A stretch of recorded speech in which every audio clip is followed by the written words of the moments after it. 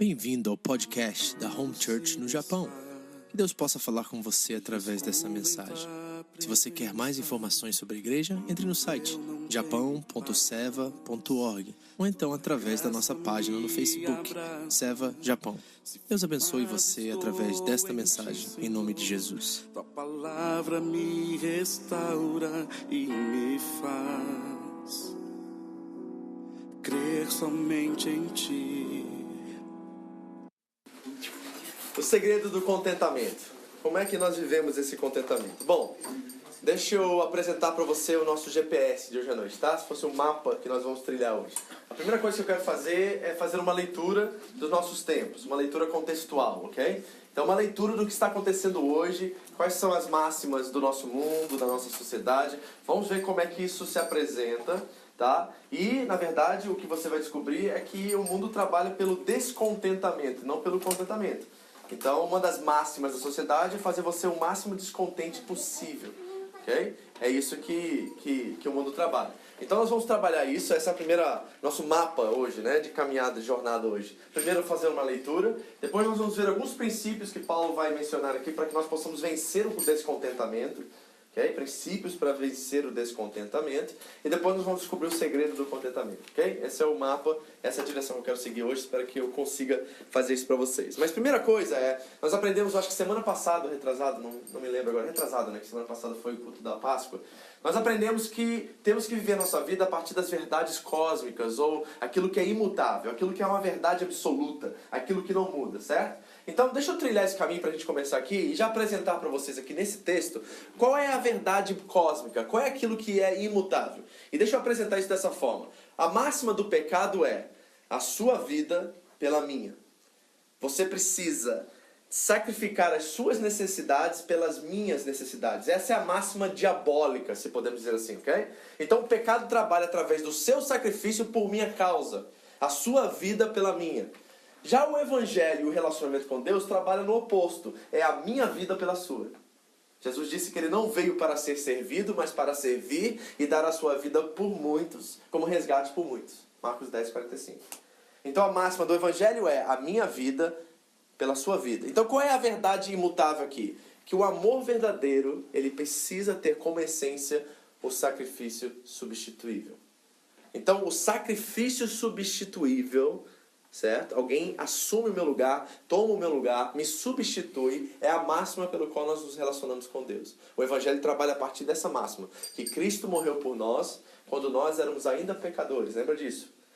E a frase em Romanos 5,8 começa assim: e o amor de Deus nos constrange, olha a máxima do amor, e o amor de Deus nos constrange que Cristo morreu por nós quando nós éramos ainda pecadores. Então a marca, a essência de um verdadeiro amor ele é um sacrifício substituível.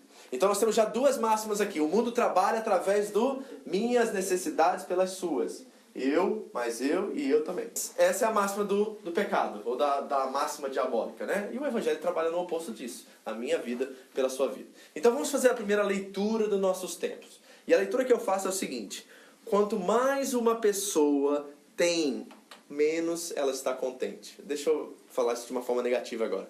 Quanto mais uma pessoa possui, mais descontente ela fica.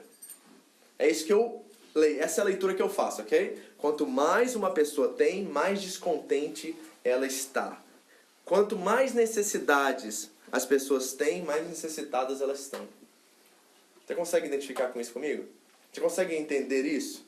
E parece que a gente vai adquirindo e vai se sentindo menos vazio, menos cheio, mais vazio. Eu consigo fazer essa leitura. E a máxima da nossa sociedade hoje é que a necessidade é o maior valor. A necessidade é o maior valor. O objetivo da vida do homem é suprir as suas necessidades. É isso que nós estamos lendo em todos os lugares. O objetivo da vida do homem é suprir as suas necessidades. Agora, de onde que vem tudo isso? Bom, isso vem de Freud, né, um psicólogo muito famoso aí, que começou a trabalhar o conceito da emoção e como é que o homem lida com o seu eu, né? O Freud vai falar do ego, né, e vai trazer toda a atenção para o ser humano. E isso é a cosmovisão humanista. O que é o humanismo? O humanismo é colocar o homem no centro do universo. O homem se torna o centro de todas as coisas. E o seu objetivo é suprir as suas necessidades. Custe o que custar. O homem quer ser suprido. Isso é a visão humanista. Agora, preste atenção no que Paulo diz a Timóteo, no capítulo 6 da sua primeira carta. Ele diz assim, você não precisa abrir. Ele diz, de fato, a piedade, ou devoção, talvez seja uma linguagem mais fácil, com contentamento é grande fonte de lucro, pois nada trouxemos para este mundo e dele nada podemos levar. Por isso, tendo o que comer e com que vestir-nos, estejamos com isso satisfeitos. Olha como é que é a máxima do Evangelho.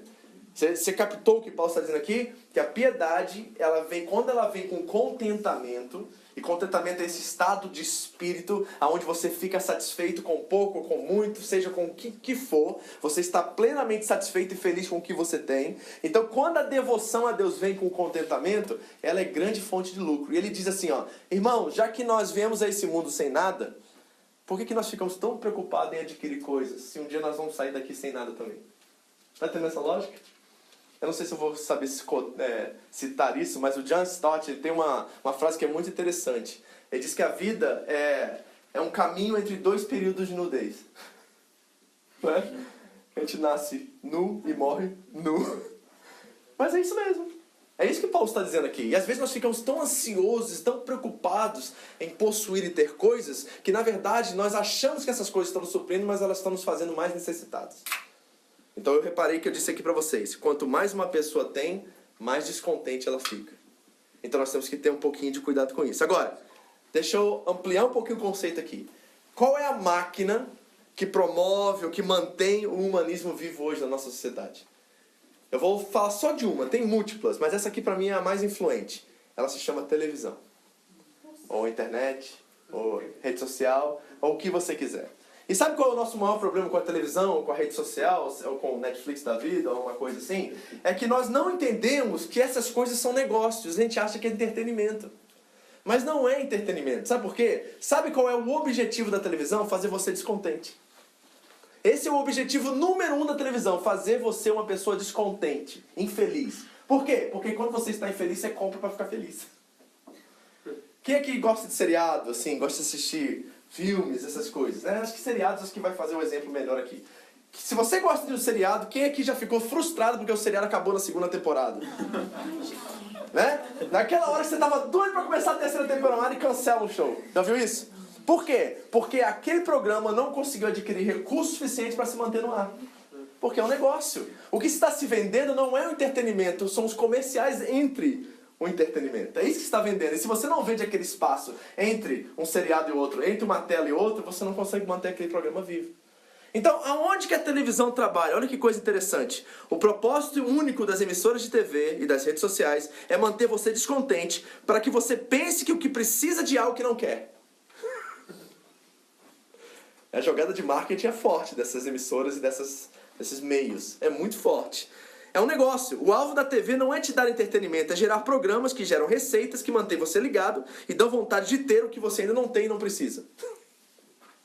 Já ligou para isso? Né? Você está assistindo aquele filme legal, você está curtindo o filme e vai pro comercial, né? Ou vai pro break, né? Aí de repente aparece aquela máquina de fazer pipoca. Certo? Aí você tem a sua panelinha lá que gasta 10 minutinhos, bota o milho, bota o óleo, tem que ficar mexendo um pouquinho lá. Aí você pensa assim, nossa, se eu tivesse essa máquina eu ia quebrar meu galho. Eu ia demorar, eu ia deixar a máquina lá e eu ia poder estar fazendo outra coisa enquanto a pipoca está sendo pronta. Aí você compra. E você sabe onde que foi parar essa máquina, né, que você comprou 2 anos atrás, né? Ela está naquele armário lá onde você guarda todas as suas bugigangas que ninguém toca. Ela tá lá. Você sabe o que eu tô falando, né? Não tô falando só da máquina de pipoca, não. Tem máquina de fazer arroz, tem negócio de televisão, tem um monte de besteira que você comprou, que você achou naquele momento que você precisava, e depois você descobriu que aquilo ali, ó, não fez a mínima diferença. A única coisa foi que a TV te fez descontente e ela usou da sua ansiedade para poder tirar dinheiro do seu bolso. É assim que acontece. E todos nós temos isso, tá? Ninguém é isento disso. Todo mundo acha que precisa daquela coisa. Né? Não é isso? E ela vai conseguindo atrair você até o momento que você se entrega e depois no final do mês que você vai pagar a conta disso. Certo? E aí a gente fica endividado e fica mais ansioso e fica preocupado e a nossa vida vai por água abaixo porque a gente está cedendo a essas coisas. O único propósito da televisão é fazer você querer algo que você não precisa, apelando ao seu descontentamento e criando uma necessidade que você não sabia que tinha. Ok? Então essa é a leitura que nós estamos fazendo. Agora, deixa eu apresentar mais algumas coisas aqui, que eu fui fazer uma pesquisa sobre como está o descontentamento no nosso mundo hoje. E olha o que eu descobri. Eu descobri 3 coisas que tem tudo a ver com o nosso descontentamento. 3 coisas que eu descobri. Primeira coisa que revela o descontentamento no mundo hoje. As pessoas estão altamente endividadas no mundo que nós vivemos hoje. E o que isso significa? Que nós não estamos satisfeitos em viver no padrão a qual foi nos dado. É isso que se identifica. Então nós sempre estamos fazendo comparações com outras pessoas e queremos viver num padrão acima do nosso, e por isso nós ficamos sobrecarregados. E aí, no final de cada mês, no final de cada ano, nós estamos correndo atrás do prejuízo. Então a primeira coisa que eu reconheço, fazendo uma leitura contextual, é que existe hoje uma alta taxa de endividamento. A indústria da publicidade se alimenta da sua ansiedade e coloca todos os dias iscas para você. E quando você come essa isca, lá no final do mês você vai pagar o prato. Então cuidado com isso, ok? Segunda coisa que eu reconheci, uma alta taxa de mobilidade. Deixa eu explicar o que é isso. As pessoas raramente ficam no mesmo endereço por mais de 5 anos. Por quê? Ansioso, né? Tá lá na sua casinha, 2 quartos, cabe todo mundo direitinho, a cama tá no lugar, tá tudo organizadinho, até que você visita o irmão que tem 3 quartos. Aí você visitou o irmão com 3 quartos e você pensa assim, esse quarto aqui podia ser um escritório. Esse quarto aqui eu podia botar minhas coisas aqui, as bugigangas, as coisas que eu tenho lá, fazer uma academia aqui. Só que o pulo dos 2 quartos para 3 quartos tem uma coisa chamada 20 mil. Que não estava no seu orçamento. E aí você acrescenta buscando conforto e no final do mês vai ficar sem paz. Então, e as pessoas estão fazendo isso constantemente. E eu estou dizendo para vocês que isso está sendo gerado, essa ansiedade está sendo gerada do lado de fora, não é uma questão aqui dentro. O que eu quero apresentar para vocês, nós vamos falar sobre contentamento daqui a pouco, é que essa questão está vindo de fora para dentro, não é de dentro para fora. Nós estamos sendo sugados e as iscas estão sendo jogadas e nós estamos pegando e comendo essas iscas. E por isso nós estamos vivendo sem paz. Então as pessoas estão mudando constantemente. Quem é que está no mesmo lugar há mais de 3 anos? Levanta a mão. Únicos. Vocês têm? Mas, milagre. Hoje em dia é milagre. Mesmo pato, mesmo lugar. Ok? Mesmo pato. 9 anos. Aí, ó. Milagre. Entendeu? E quem aqui já está coçando para mudar? Fala. Os que falaram que estão há muito tempo estão coçando para mudar. Tem razões, eu sei. Já passou de mudar. Entendeu? Mas eu estou mostrando só os fatos, não estou generalizando isso. Não pode ser o caso seu, ok? Então, uma alta taxa de mobilidade. Deixa eu contar uma historinha para vocês que vai identificar aqui. Eu vi essa semana, achei extraordinária essa história. Um judeu foi visitar o rabino da sua congregação, da sua sinagoga lá, onde ele frequenta. E aí ele foi muito bravo. Ele morava num apart que tinha 9 pessoas morando junto. E ele foi muito bravo porque todo mundo era da mesma comunidade. Ele chegou pro rabino, pediu aconselhamento para ele, sentou com o rabino e disse assim, eu não aguento mais. Essas 9 pessoas deixam a casa toda suja, é uma bagunça, um fedor, tudo desorganizado, eu chego em casa, minhas coisas estão para lá e para cá, né? Nós somos muitas pessoas ali, eu não aguento mais viver ali. O que o senhor pode fazer por mim? O que o senhor me aconselha a fazer? Aí o rabino olhou para ele e falou assim, compra um bode. Aí o cara assim, o cara pirou. O cara fumou o negócio hoje, eu tinha falar com ele, não é possível.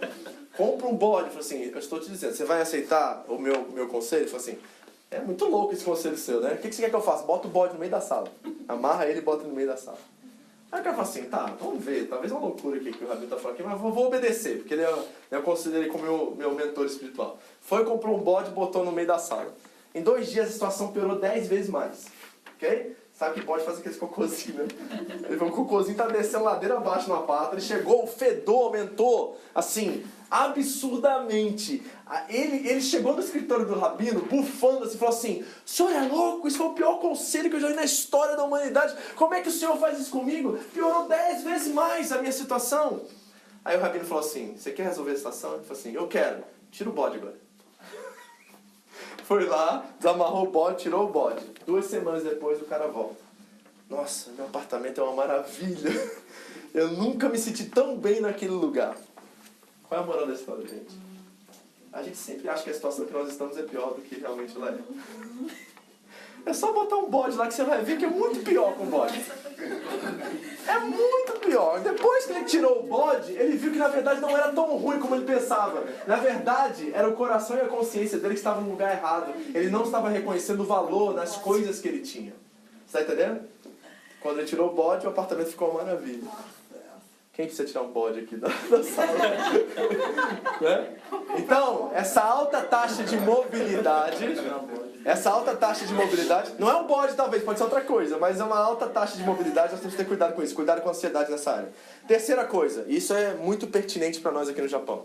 Olha, 3 coisas que eu falei até agora que geram esse descontentamento, né? A primeira foi o endividamento, gente endividada demais, comprando o que não precisa. Segundo, mobilidade, gente se mudando de apato por caprichos, né? Não por realidades, caprichos. E olha a terceira, que é muito pertinente, uma alta taxa de divórcio hoje. Muito alta. E eu tomei um susto alguns anos atrás, que eu fui fazer um censo da nossa igreja, lá em Shizuoka, né, naquela época, e descobri que acho que mais de 70% das pessoas da nossa igreja estavam no segundo casamento. Eu tomei um susto com isso, porque eu nunca experimentei essa realidade. Né? Meus pais são casados há mais de 30 anos. Meus avós nunca separaram. Eu nunca experimentei isso de ter um alto nível de pessoas que estão no segundo. E tinha uma taxa até significante de pessoas no terceiro casamento. E isso é uma realidade no Japão. Você já entendeu isso? A maioria das pessoas que eu conheço estão no segundo casamento. Né? Então nós temos que ter um pouquinho de cuidado com isso. Por quê? Porque nós achamos que o nosso casamento não está bem ou está infeliz e pensamos que o próximo modelo será um modelo que nos trará felicidade, né? Só que você sabe como é que funciona isso, né? Agora os homens não vão gostar do que eu falo, vamos falar. Né? O cara está aqui, o casamento não está indo bem. Aí ele pensa assim, vou trocar essa. Né? Talvez a outra, a próxima vai ser melhor. Ele vai lá e troca. Só que aqui veio agora... tem os problemas dela mesmo e tem os mesmos problemas da última esposa. Porque os problemas da última esposa não era a última esposa, era o cara. Entendeu? Então a situação duplica, fica 2 vezes pior. Aí as pessoas vão pulando de casamento em casamento achando que vão encontrar um verdadeiro par. Só que eles estão trazendo toda aquela bagagem com eles. Porque na verdade o problema não é o cônjuge, o problema é ele mesmo. E aí nós vamos trocando e a ansiedade vai aumentando. E nós estamos vendo hoje, nos nossos dias, um descontentamento generalizado. As pessoas hoje em dia estão verdadeiramente descontentes. Você reconhece isso? Insatisfeitas, infelizes. E sabe o que eu descobri hoje, pensando sobre isso? Que talvez as maiores virtudes que nós temos hoje, talvez as mais difíceis, é manter o tédio e a rotina. Talvez hoje as 2 maiores virtudes sejam a rotina e o tédio. Não é verdade?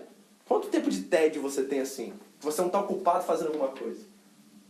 Eu garanto a vocês, isso aqui é um milagre, tá, gente? Vocês estão me ouvindo aqui 30, 40 minutos, é um milagre. Porque com certeza a mão já coçou de pegar o celular. Né? Você já pensou em 10 coisas que você tem que fazer hoje, amanhã, essa semana. A sua mente está trabalhando enquanto eu estou pregando aqui e se esforçando para concentrar no que eu estou dizendo. Porque todo momento na sua mente você está recebendo informação. E nós acostumamos com esse tipo de vida. E sabe de uma coisa? Nós temos que aprender, acho que eu preguei isso algumas semanas atrás, a tirar alguns minutos por dia e desligar completamente. Desligar o celular, desligar um pouco, sair para dar uma caminhada, 10 minutos e voltar, só para você orar, buscar a Deus e ter um tempo consigo mesmo. Não é meditação oriental, eu estou falando assim, de você repensar a sua vida, de você ver onde você está indo, qual o caminho que você está trilhando. Eu acho que isso é fundamental hoje em dia, porque a gente está tão ocupado recebendo informação em milissegundos que a gente fica tenso o tempo todo. Você tem problema de coceira quando o celular não está perto assim, por alguns minutos, você não checou? Né? E quando aparece um 1zinho, 2zinho no aplicativo, você fica assim, doido para ver quem te mandou mensagem? Assim, uma coisa assim que dá um ânimo assim que você não consegue largar aquilo. Pois é, talvez você precise voltar a viver o tédio. Né? Esperar, andar com Deus, ter um tempo para você. Eu acho que isso é muito importante. Então, a leitura que eu faço hoje é que existe um descontentamento generalizado. Agora, vamos aprender alguns princípios para vencer esse descontentamento. O apóstolo Paulo vai ensinar a gente aqui, nessa passagem, como vencer o descontentamento. Vamos ao texto? Eu vou começar do 10, tá? E eu vou te dar 5 princípios aqui de como você pode vencer o descontentamento. Primeiro, versículo 10. Muito me regozijo em quem? O que Paulo diz? Aonde que ele se regozija? Aonde? Diga, no Senhor. No Senhor. No Senhor, certo? Porque Paulo poderia dizer assim, eu muito me alegro nos filipenses. Porque ele está recebendo uma oferta deles. E sabe o que é interessante nesse texto? Paulo está recebendo a segunda oferta dos filipenses. Sabe quando foi que ele recebeu a última? 10 anos atrás. E não é porque não tem cartão de crédito, né, gente? Não tem PayPal, não tem como pagar pela internet, não tem Western Union. Né? Era uma oportunidade que alguém de outro lugar do mundo vinha para visitar eles, levava alguma coisa, um alimento, levava um recurso para eles. Então, o Paulo vai dizer assim, ó, graças a Deus vocês tiveram outra oportunidade de me abençoar, porque a última oportunidade foi 10 anos atrás. Que coisa extraordinária isso, né? E olha o que Paulo diz, ele pode dizer assim, ó, eu muito me alegro em vocês, filipenses. E não teria nada de errado em dizer isso, porque na verdade ele estava feliz de receber uma oferta e um recurso deles. Mas Paulo vai dizer e vai reconhecer que por detrás de toda bênção, por detrás de tudo que nós temos e toda dádiva, Deus está. E a única forma pelo qual você doa, se você participa conosco aqui das nossas responsabilidades comunitárias, é porque Deus colocou isso no seu coração. Ninguém consegue forçar você a fazer isso.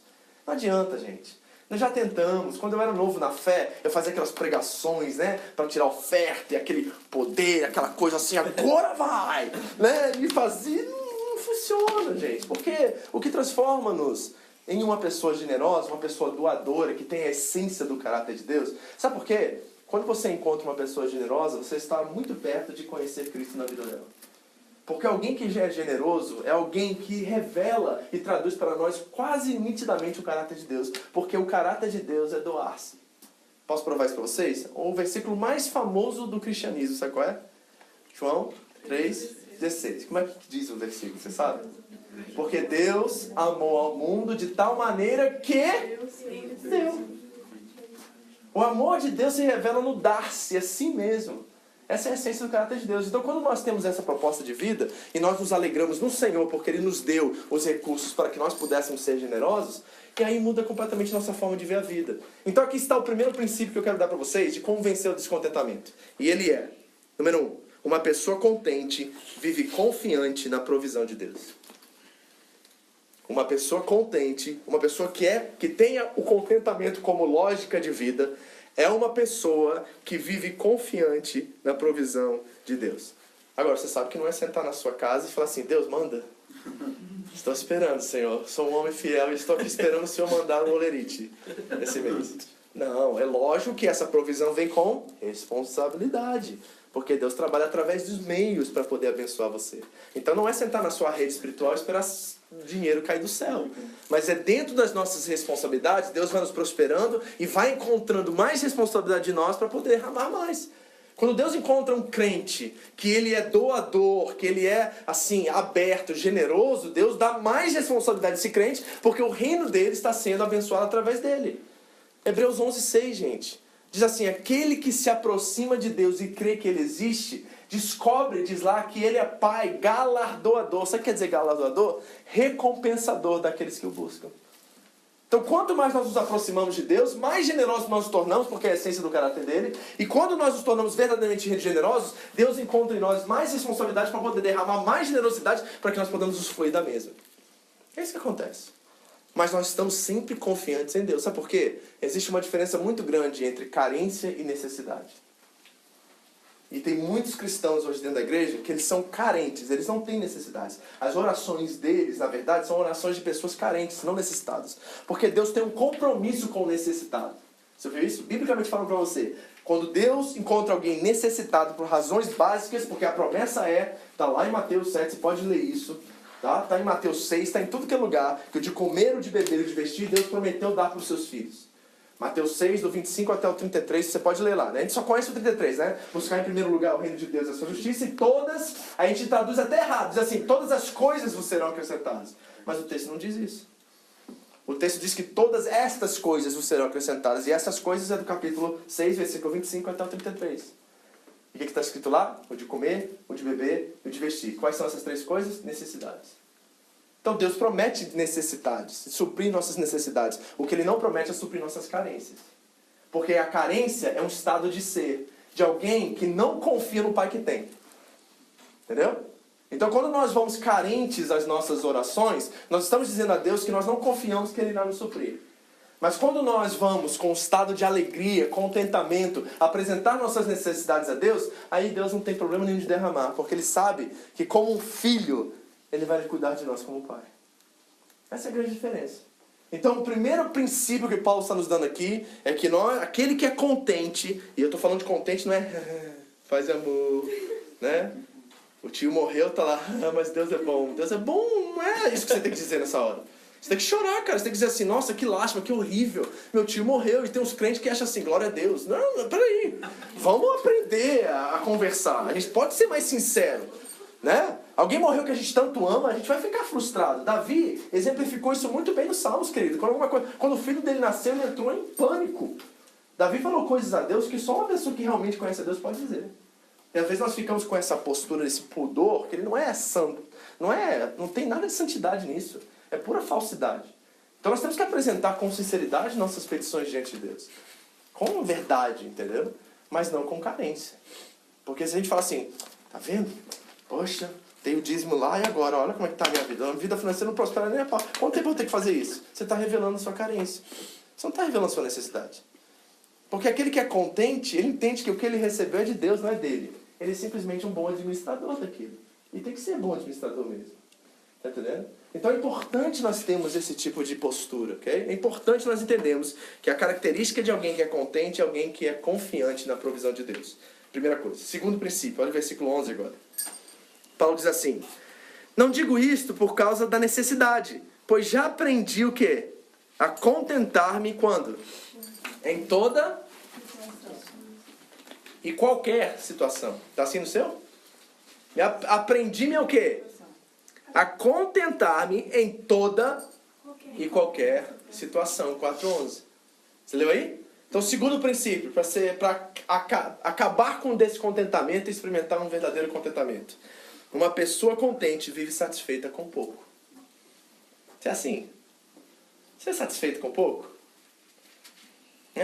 Ganhou um presente, mas não tem Polo, não tem Ralph Lauren, tem Shimamura. Mas é bonita a camisa.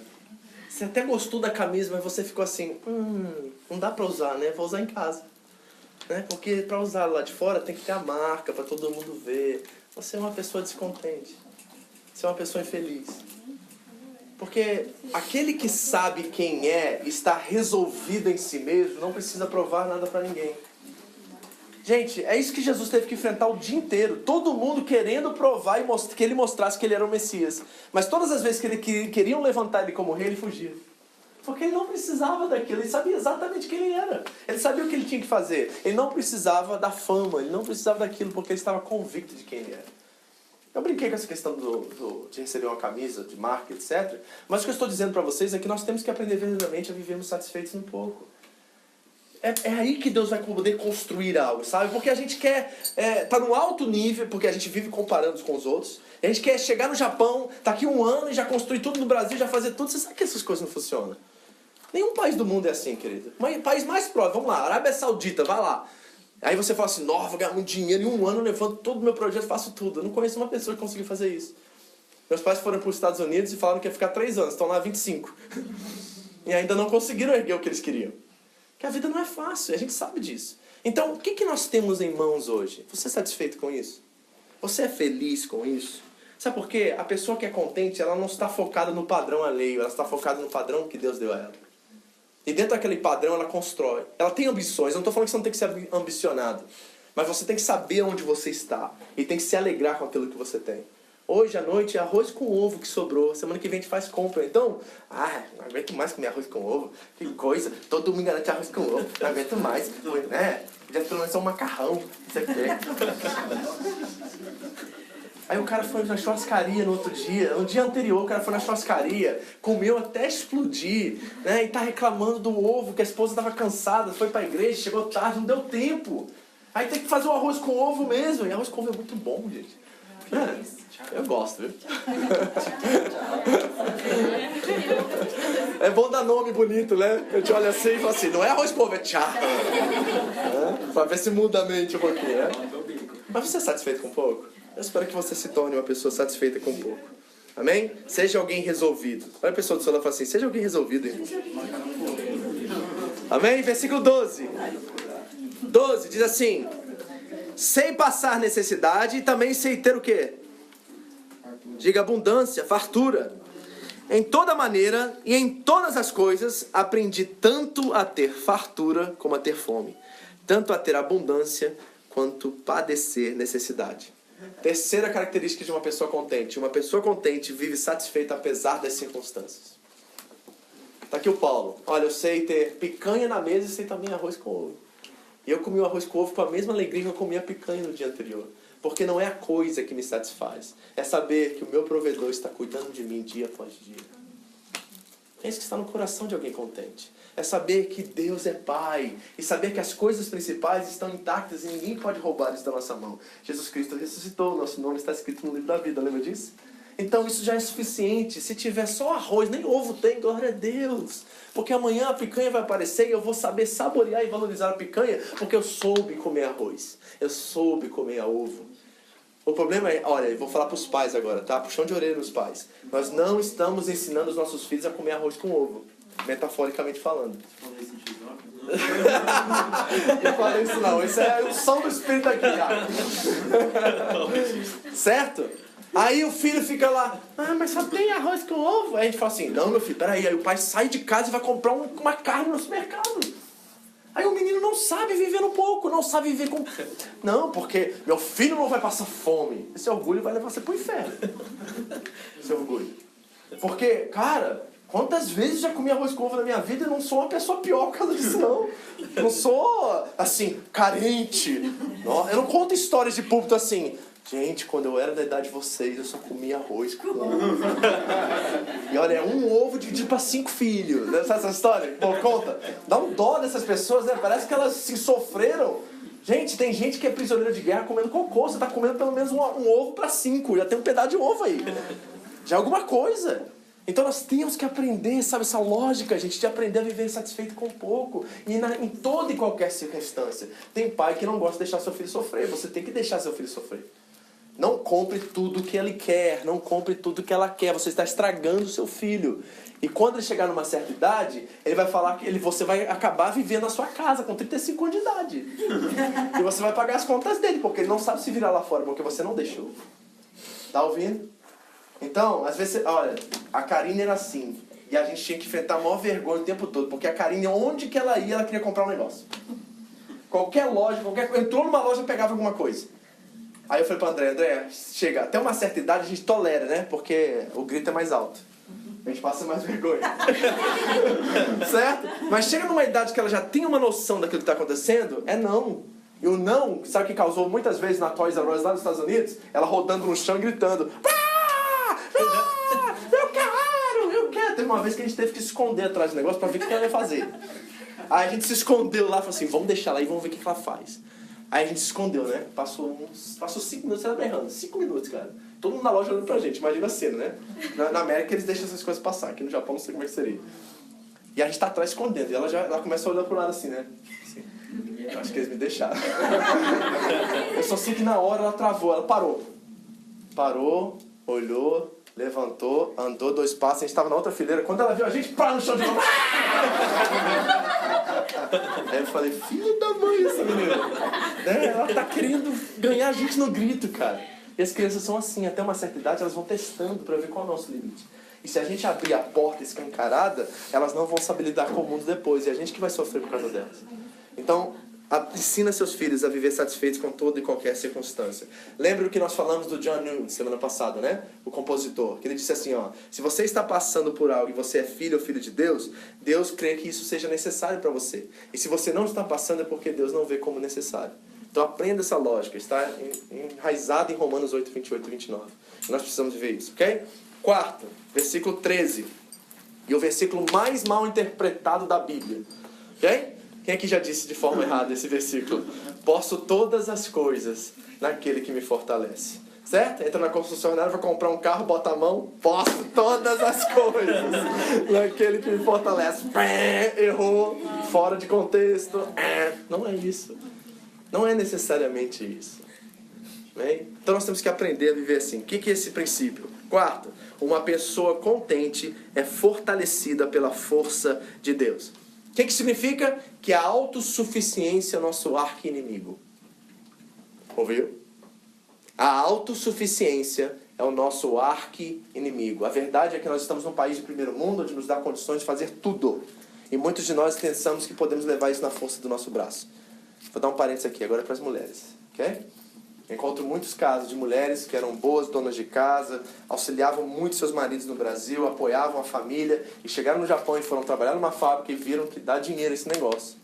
E viram que aquele marido não é tanto lá essas coisas, o barrigudinho chega em casa não faz nada, ele não cuida das crianças, é um banana.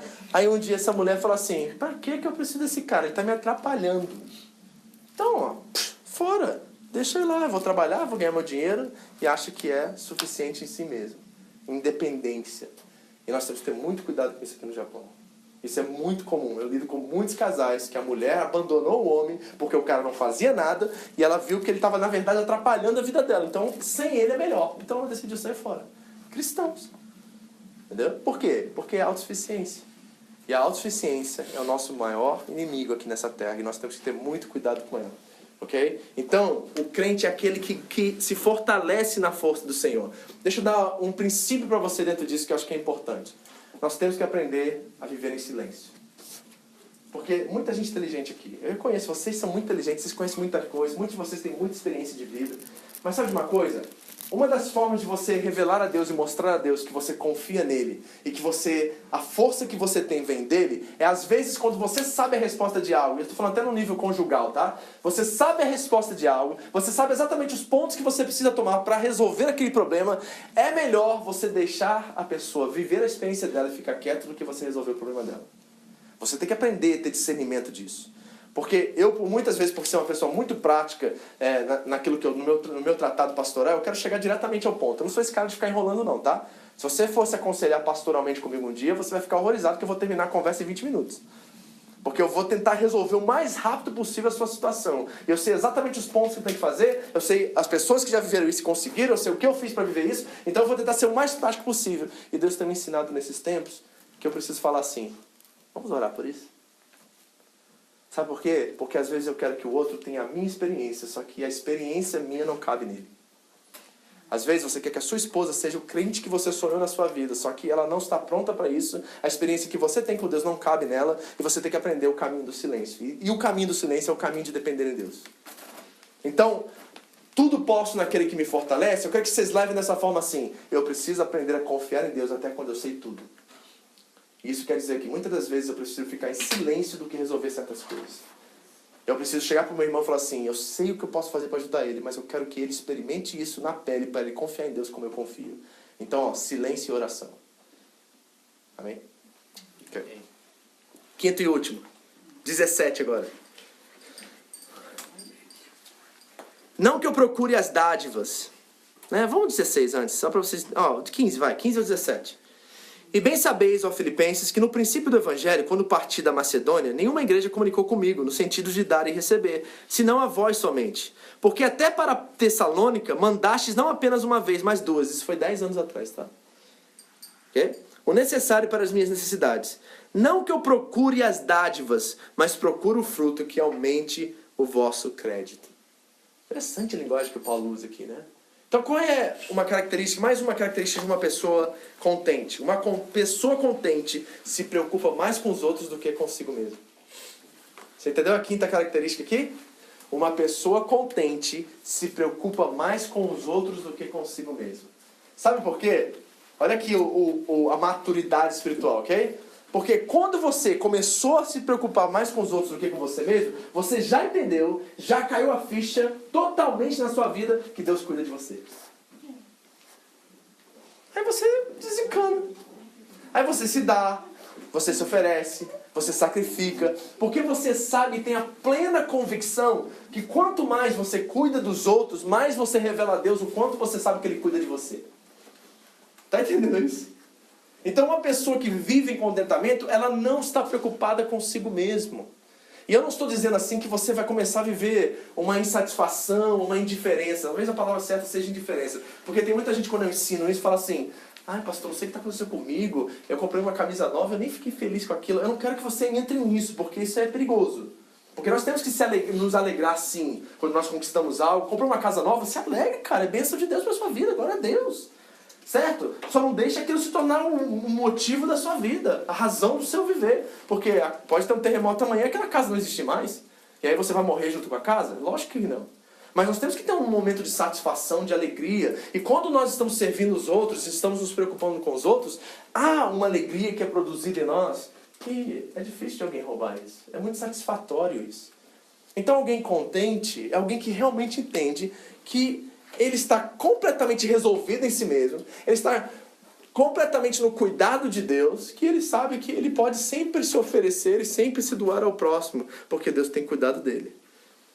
Amém? Então tá aqui 5 princípios que Paulo nos deu para vencer o descontentamento. Deixa eu repetir só para você não perder aqui o negócio. O primeiro deles é: uma pessoa contente vive confiante na provisão de Deus. Segundo, uma pessoa contente vive satisfeita com pouco. Terceiro, uma pessoa contente vive satisfeita apesar das circunstâncias. 4, uma pessoa contente é fortalecida pela força de Deus. E uma pessoa contente, número 5, se preocupa mais com os outros do que consigo mesmo. Amém? Então tá aqui. Primeiro nós fizemos uma leitura. Nós entendemos que o mundo vive infeliz, vive descontente. Okay? Nós não precisamos viver assim. Paulo nos deu força agora, nos ensinou como sair do descontentamento. Te dei alguns princípios aqui, mas agora você precisa saber como viver isso, né? Qual é a força motivadora? Como é que eu chego a esse contentamento, pastor? Porque eu preciso, vocês precisam disso, e tem muitas situações que acontecem na nossa vida que nos fazem entristecer, que nos fazem desanimar. Eu sei disso, eu experimento isso também, vocês também experimentam. Então como é que eu mantenho aquela uniformidade radical do temperamento, a moderação, a disciplina da moderação? Como é que eu mantenho o meu espírito em Deus o tempo todo? Bom, um aspecto eu já dei para vocês algumas semanas atrás, que nós temos que focar nas coisas eternas. Ok? Então o que é temporário a gente não usa isso como base e sustentação de vida. As coisas eternas são as coisas que sustentam a nossa vida, e principalmente a pessoa de Deus. Então eu estou enraizado em Cristo, e Cristo me salvará, Cristo me salvou, Cristo irá me guardar até o dia da volta dele. Essas são verdades cósmicas a qual eu posso me apegar e ter confiança que Deus irá me guardar até o dia da volta de Cristo. Então eu estou seguro nisso aqui. Mas como é que eu experimento essa alegria, esse contentamento, apesar das circunstâncias da minha vida? Bom, a Bíblia vai falar sobre uma coisa que eu achei extraordinária ao lendo essa semana, estudando um pouquinho, tentando trazer esse conteúdo para vocês, que impactou muito a minha vida, e eu fui entender realmente que eu preciso disso, eu preciso comer disso, eu preciso beber disso.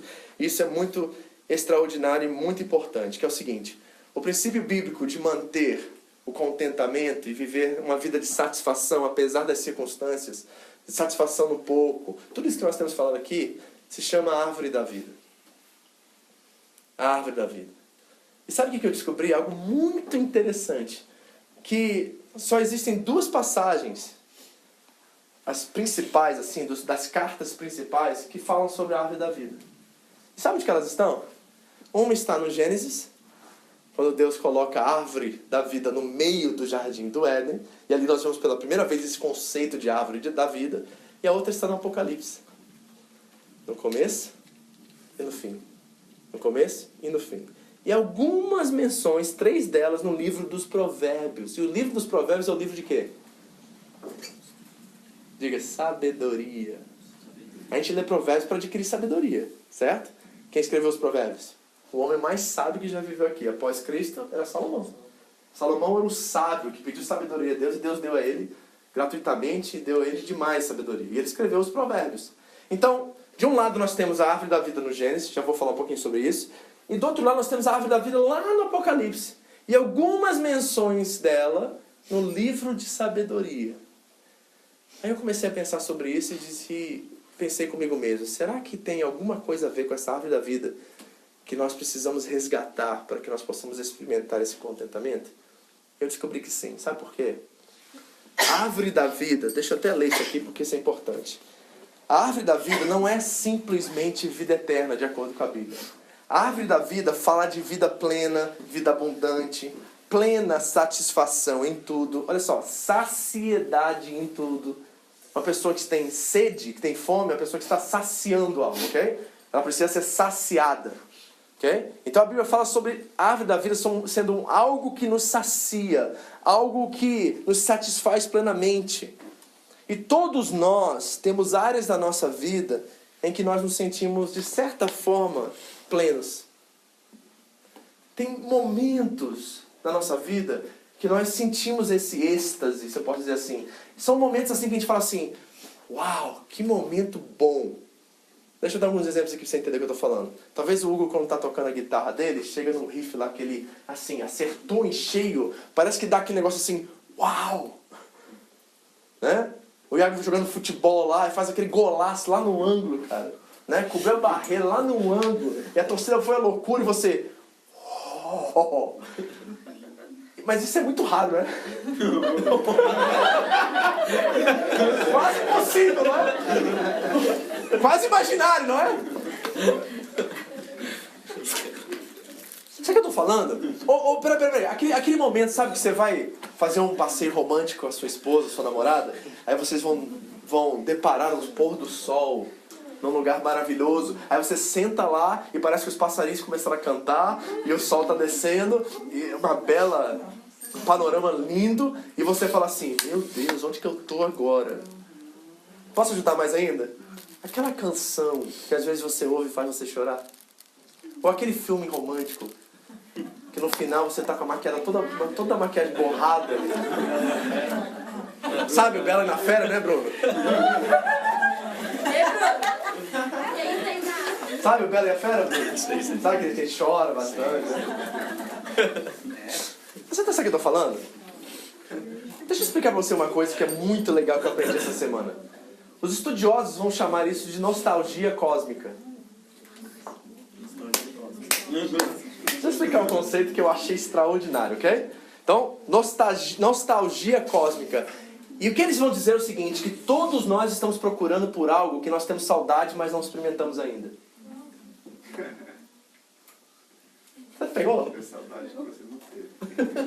É assim, ó, quando você ouve aquela música que toca o seu coração, você fala assim, nossa, acho que eu já tive aqui, mas não lembro.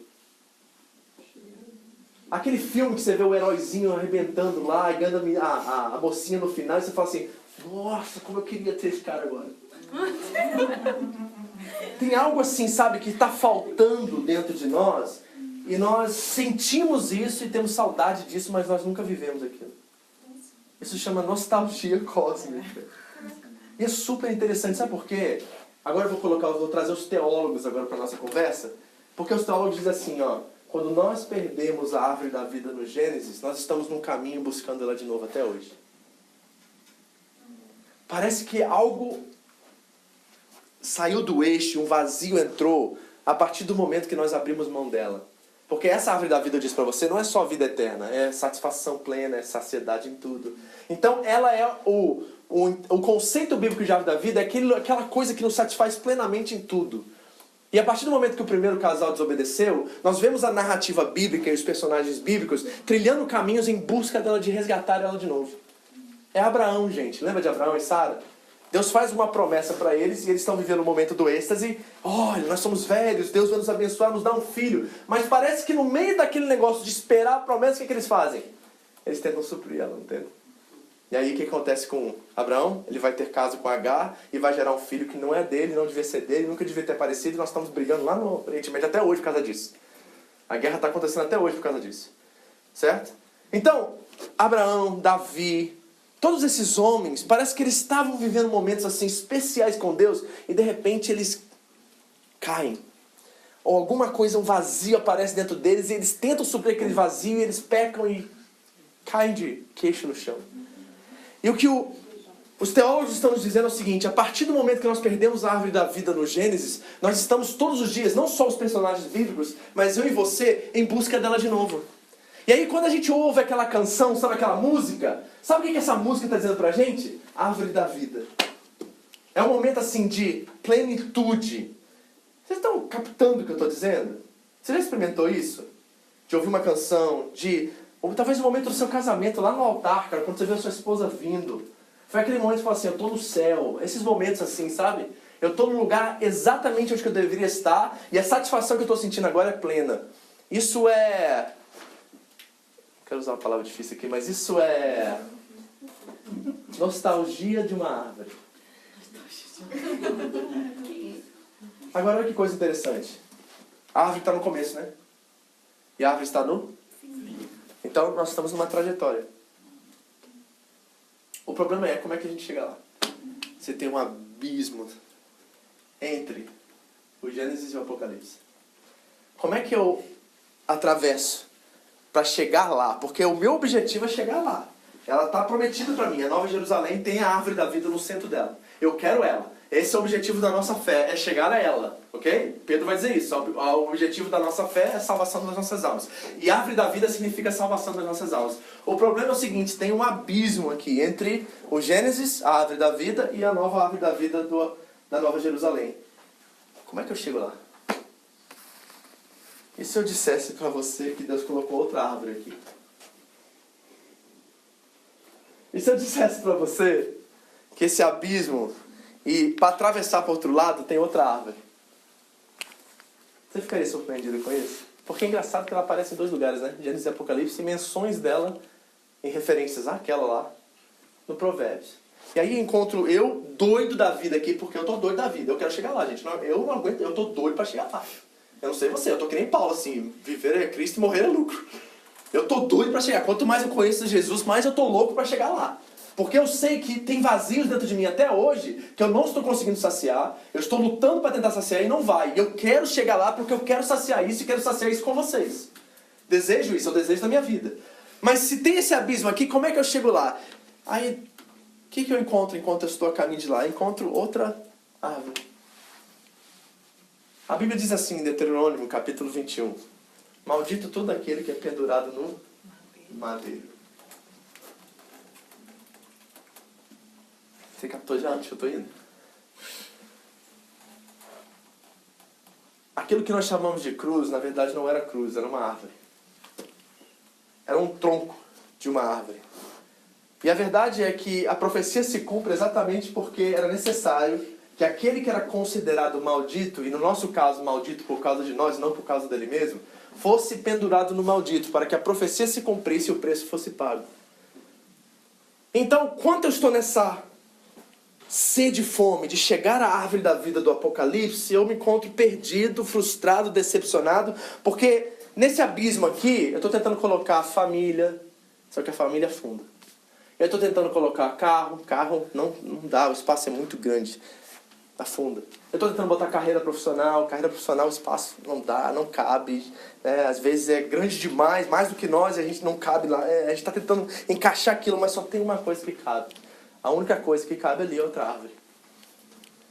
E se eu dissesse para você que Jesus Cristo já morreu nessa árvore para que você tivesse o pão e a água que sacia toda a sua sede, toda a sua fome? Não é interessante que quando Jesus começa a usar metáforas acerca da pessoa dele, ele usa água e pão? O que é água e pão, você sabe? São elementos essenciais para a vida. Você pode viver o resto da sua vida com água e pão. Se você tiver água e pão, meu irmão, você vai viver mal, mas você vai viver. Porque é o que você precisa para viver. Farinha e água. Se você tiver essas duas coisas, você se alimenta e você mata a sua sede. E Jesus vai dizer que ele é o pão da vida que desceu do céu. Dele fluem rios de água viva. E esse Jesus foi pendurado no madeiro para que o espaço que impedia-nos de chegar até o Apocalipse, até a árvore da vida ali, fosse plenamente suprido e nós, através dele, pudéssemos atravessar e chegar onde Deus quer que nós cheguemos. Então, eu vou falar de algumas coisas aqui que eu gostaria que você pensasse. A próxima vez que você ouvir uma música que toca o seu coração e faz você chorar, faz você se animar, lembre-se que esses são sons que estão vindo de uma árvore.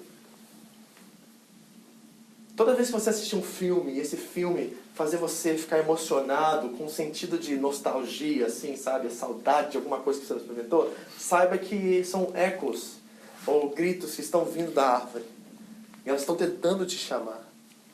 O C.S. Lewis diz algo que para mim é extraordinário. Ele diz assim: se tem alguma coisa nesse mundo que é incapaz de saciar a sua sede, a sua fome, a única explicação provável é que você não nasceu para esse mundo. Pegou? Se existe alguma coisa aqui, deixa eu dizer a frase exatamente que eu só falei de cabeça, né?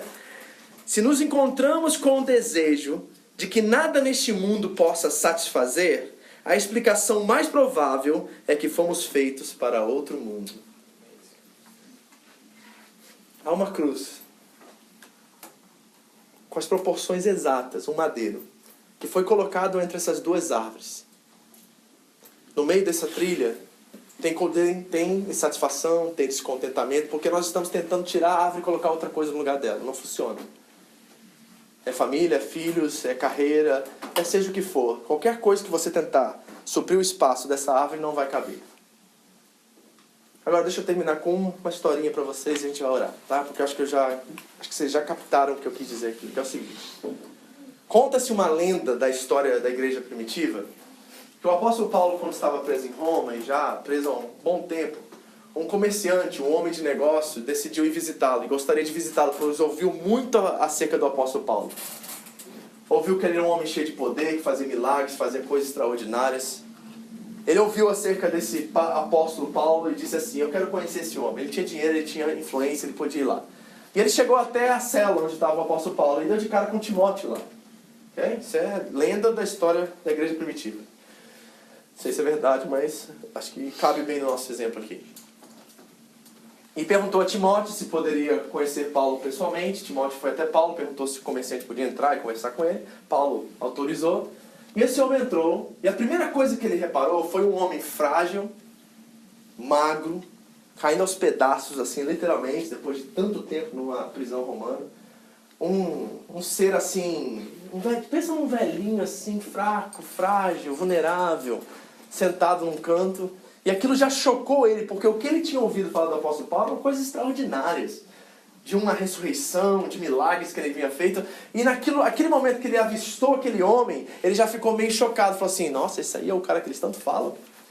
E ele conta na história que ele foi, sentou e começou a conversar com o apóstolo Paulo. E quanto mais ele conversava, mais esperança, mais amor, mais alegria, mais força ele encontrava em si mesmo. Parece que ele estava... Tudo aquilo que Paulo não tinha, ele estava recebendo, ele estava tirando dele. Ele se sentiu completamente assim, a pessoa mais extraordinária do mundo após aquela conversa com o apóstolo Paulo. E saindo daquela cadeia, daquela cela, completamente maravilhado, ele, doido para saber qual é o segredo do apóstolo Paulo, ele chegou para Timóteo, e perguntou assim, Timóteo, esse homem que estava ali, frágil, cansado, que eu ouvi falar tanto dele, e eu...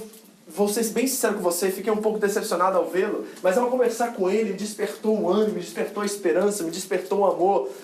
Timóteo, me diga, qual é o segredo desse homem? Por que ele é assim?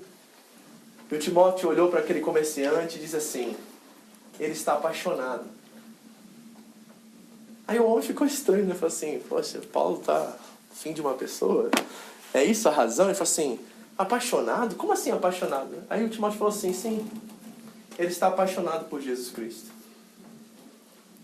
E aí o comerciante, meio chocado com aquela afirmação, ele olhou para Timóteo e disse assim, mas é só isso?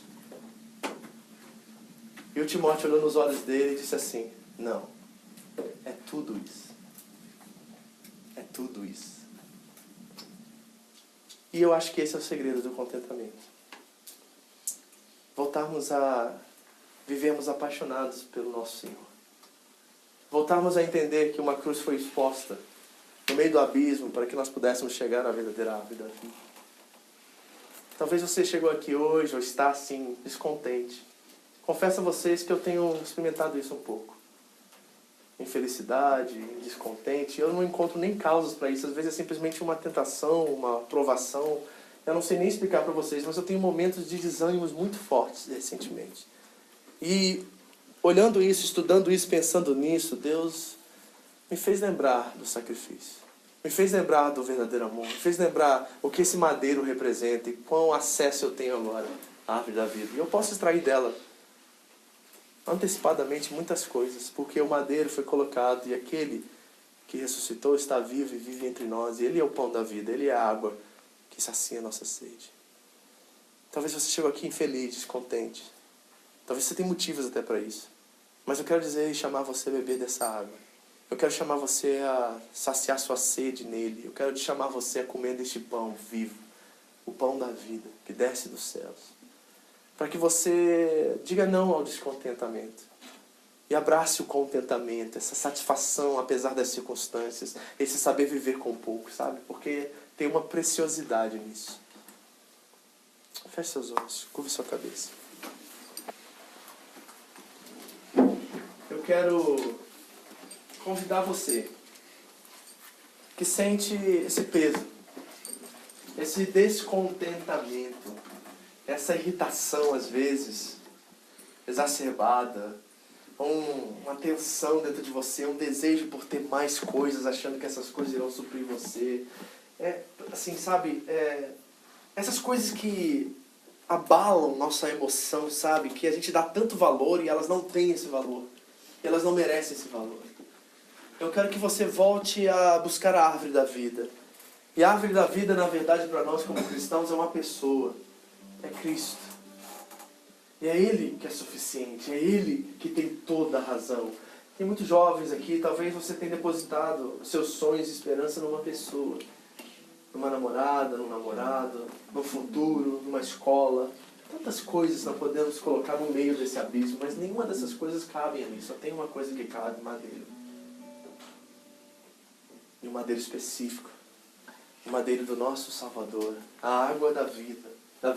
O pão da vida estava sendo crucificado sobre aquele madeiro. E tudo isso por você. Eu espero que você encontre essa fonte de água viva. Eu espero que você encontre esse pão que sacia a tua fome nele. Porque Ele cuida de você. Ele tem cuidado de você. Ele não tem deixado nada passar que não seja necessário para você. Se você está experimentando alguma coisa hoje, é porque se você é filho ou filha, é porque Deus vê isso como necessário. Eu não estou falando das más decisões que você tomou. Eu não estou falando das péssimas coisas que você fez. Porque plantou, colheu, amigo. Mas você ter consciência por detrás disso vai trazer paz e vai trazer experiência, maturidade para você. Queria fazer você viver isso de uma forma diferente. Se você é um desses que está com fome e sede hoje, dobre os seus joelhos aí na sua cadeira. Enquanto o Hugo ministra essa canção para nós, vamos buscar a Deus. E vamos buscar a água da vida. Vamos buscar o pão que desceu do céu. Vamos buscar a árvore verdadeira, que foi exposta no madeiro por mim e por você, que morreu pelos nossos pecados, que nos substituiu. Eu disse para você que a verdade imutável e cósmica, que nós começamos essa mensagem é que o verdadeiro amor, ele deve passar por um sacrifício substituído. Aí ele se torna verdadeiro. Deixe essa canção ministrar seu coração. Se você precisa vir à frente para mim orar por você, venha. Se você quiser dobrar seus joelhos, dobre. Mas faça alguma coisa para você entrar em contato e falar com seu Pai hoje, em nome de Jesus. Essa foi mais uma mensagem da Home International Church no Japão. Para mais informações sobre a igreja, entre na página do Facebook, Seva Japão. Ou então através do podcast, iTunes, Seva Japão Mensagens. Deus abençoe você, sua família e sua vida, em nome de Jesus.